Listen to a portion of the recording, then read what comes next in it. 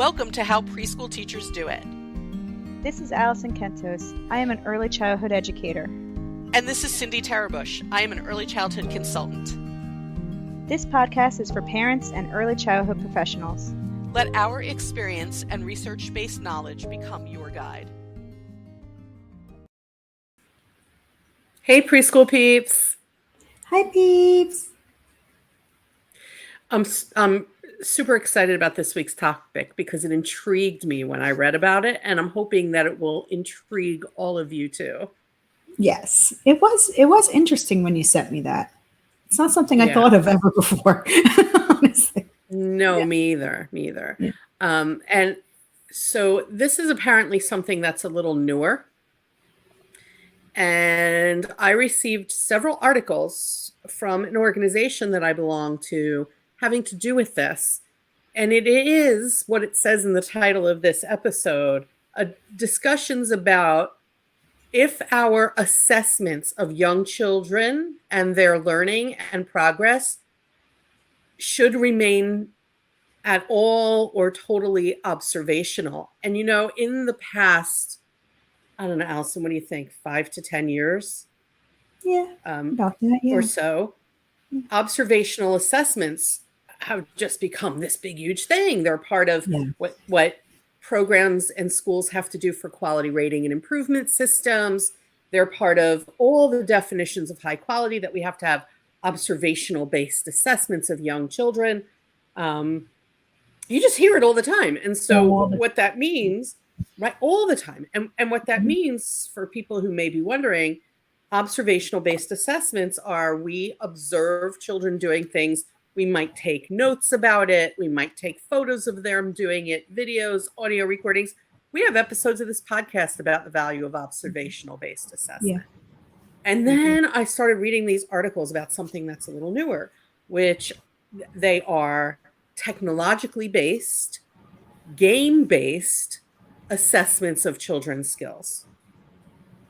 When I first read game-based, it's my age. I wasn't thinking technology. I was like, are we all sitting around playing like Parcheesi and deciding what the children know? I don't know. Even people listening to this don't even know what Parcheesi is. It was a board game. I was like, are we all sitting around playing, I don't know, Sorry with children? That was a board game too. But no, it's technologically based games that would assess their understandings of different skills. They do exist, by the way, already. Yeah. And when I looked at the articles, the pictures, the images were of young children on tablets. I mean, really young, extraordinarily young children on tablets doing things that would assess their understandings. And my gut reaction was, but what about screen time? That was my gut reaction. That was your gut reaction. My gut reaction was, how accurate can this be? Right? Because I don't know. That's what I started thinking. And then when you mentioned screen time, I was like, oh, wait, I didn't even think of that. Are they on these tablets all day, just doing assessments all day or for a very long period of time? I mean, they're not. I looked more into it. I kept digging about it. And it's apparently like 5 minutes a week. So that wouldn't impact our screen time requirements, except for children under the age of 2. The American Academy of Pediatrics says that children under the age of 2 should only be on screens like with an adult, maybe to communicate with grandma who lives far away. Right. But maybe if it's less than 5 minutes a week, I mean, it's sort of negligible. Maybe the time expands as they go beyond, like infants, toddlers, whatever. But I began to really become fascinated by it because of what all the articles are saying about it, which I can understand it being true, that our observation-based assessments are biased. When we're observing, we're looking through our own mental lenses, our own hidden biases, things we don't even realize that we're doing, and we're documenting, and every human being has bias. What they're saying is that these assessments, these game-like assessments on a tablet that don't take children long to do, would assess their knowledge and not be biased. And I was like, well, now that makes sense. That makes sense. Yeah. That does make sense. It's hard for me to wrap my head around that, though, right? Using technology. Maybe it's hard because we didn't grow up with this. Well, we didn't, I don't know. Old.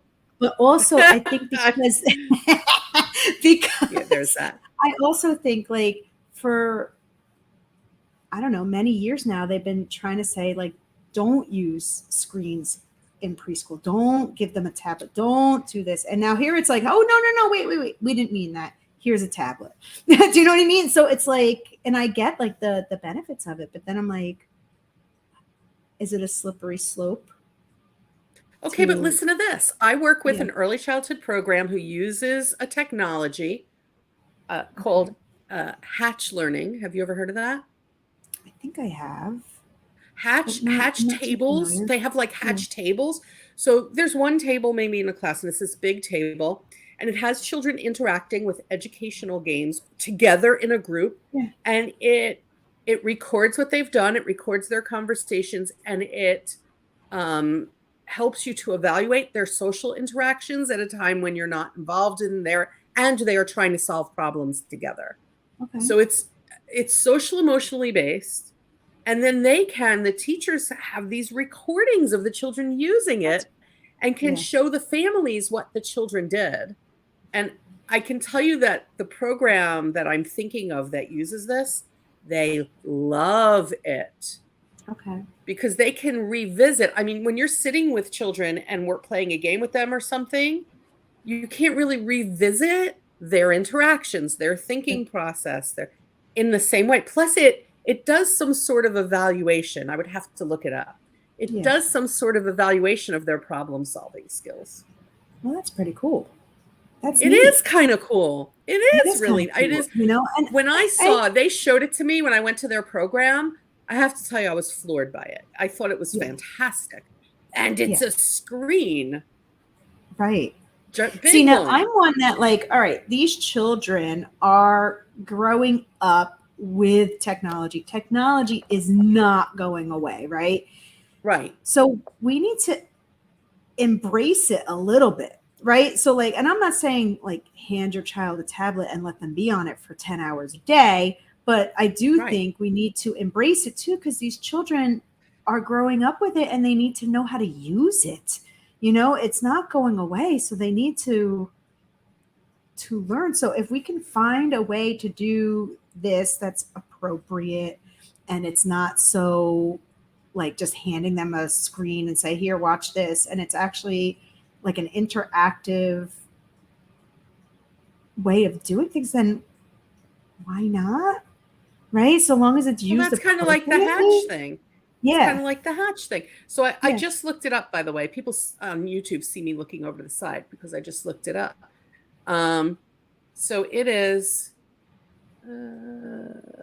there are different ones that you can get, and they work on social, emotional, physical, language, communication, literacy, math, science, technology, and social studies with the children, and records what they're doing and their interactions. So I know that the program that I work with, both the staff and the families think it's amazing. And I could see that. I can understand that. Having watched children use it when I was in their program, I was also super impressed. So then if we go back to talking about assessments, I wonder this. If we were to sit with our observational assessments and assessments done by this technology-based game assessment tool, would it suddenly become apparent that we have certain biases? You know, and bias goes in a couple of directions, right? Bias could be what you favor and what you don't favor. And you could suddenly realize, oh, wait, I never noticed that this other child is able to do X, Y, Z because most of my notes are about this child, or most of my photos don't include, like, I didn't realize this. I really am wondering what we could learn if we were to do a head-to-head comparison. I think it would be eye-opening. Notes in that. Yeah. I think it would definitely be eye-opening. I think it potentially could be very, very eye-opening. Yeah. And Yeah. do you think, look, where people are listening, like they really have not come to a conclusion about that. Usually we land somewhere with these things. No, this was one that we knew we wouldn't, maybe possibly. I think we're just, and some of the stuff I'm saying, I'm like just trying to play devil's advocate here, is like, I don't know what the best answer is. I don't think anybody does. It's so new. And but like 10 years from now, be like, oh, remember when that was new? This is now. We do this all the time now. What were you thinking? Yeah. So, I wonder if any of our preschool peeps who are listening use game-based assessment on tablets. If you do, oh my goodness, please contact us. Our website is, I'm going to show it on YouTube, howpreschoolteachersdoit.com. Please contact us and let us know. We would love to know what you think about it. I wonder if there's value in doing both, in having the human observation-based assessment and then the assessment by the game thing, and then combining all that data, right? Merging that data somehow, and then reporting, analyzing what were the differences and what I saw and what the technology saw, and then reporting out to districts and families and all that. I think that's maybe the best way to do it, you know, because I mean, we just had an episode where we talked about different types of assessments. And I remember saying that, like, in my class, like, it's almost like if they know they're taking a test, like if you're like, what shape is this? What they're like freeze up. But if you were just watching them play, they'll say, oh, look, let's take the triangle blocks out. It's kind of like that. So like, I feel like, on this game, maybe they'll do really, really great. But then, you know, when they play, maybe they won't use it as much, or vice versa. So I think you do need to merge the two in order to get a more accurate picture. Yeah, you may have to merge the two. Yeah. But I do feel like, how much are we missing by only doing observation based? Like, right? So like, this game is going to fill in the blanks, I think. Like if you missed it because you have, 15 children in your class and you might not be able to see everything that goes on during the day, is this going to catch things? Can you see what they need more work on, and then kind of individualize lessons for them based on these game assessments? It's possible. I'm thinking about the companies that put out all the observation-based assessment tools that are so very, very expensive, sitting around in conference rooms right now, looking at each other and saying, what are we going to do? We have to come up with a game-based thing to complement this. Can't you picture them? Right? Can't you picture this becoming more popular and they suddenly lose all that business if they don't keep up with this? Well, I think that's the nature of these kind of curriculums, is you go through these phases and you'll have this phase for 10 years, and then something new comes along and then it fades into that. And that's just the nature of, I think, the business in a way, I think most of the assessments they're so technologically based to begin with that they must have people on staff that they're going to be like, we have to add a game-based unbiased component to this quick.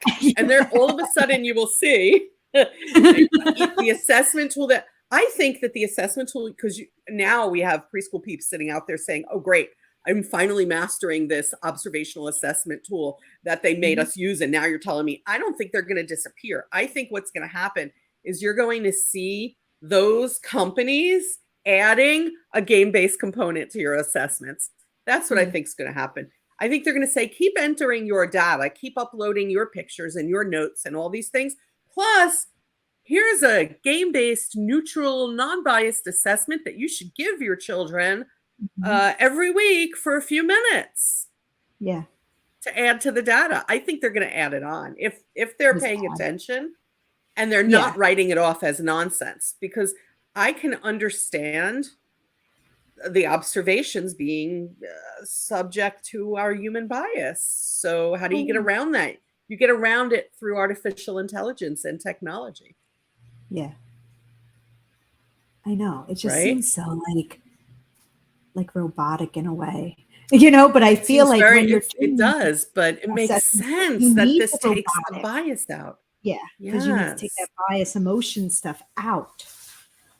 If we're going to So talk about artificial intelligence, and people are so scared of it, but it also can do good things. It can take out that lens that we look through, right?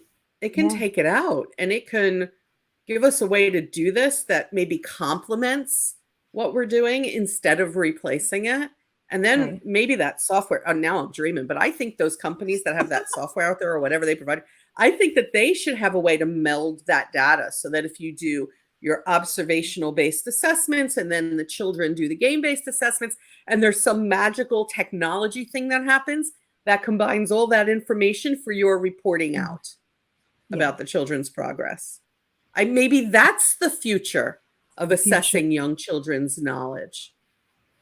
I think that is the future. And you heard it here first. Well, I don't know. Did you? Does anybody do this already? No. Because I don't. I don't know. I don't know. But if you heard it here first, you have to tell people to come listen. We are like breaking ground then. I know. Yeah. I bet you they're going to come out with that. Yeah. I bet you they're going to be like, combine this with this, because they don't want to lose all that business that they've gotten from software. No. And then maybe they'll maybe they'll slowly fade one out over the other, or somehow make it so that it's different in a way, but it'll be a slow merge because they don't want to lose that business, right? So like, they don't want, it's going to be an interesting merge. Yes. Yeah. It would be an interesting merge.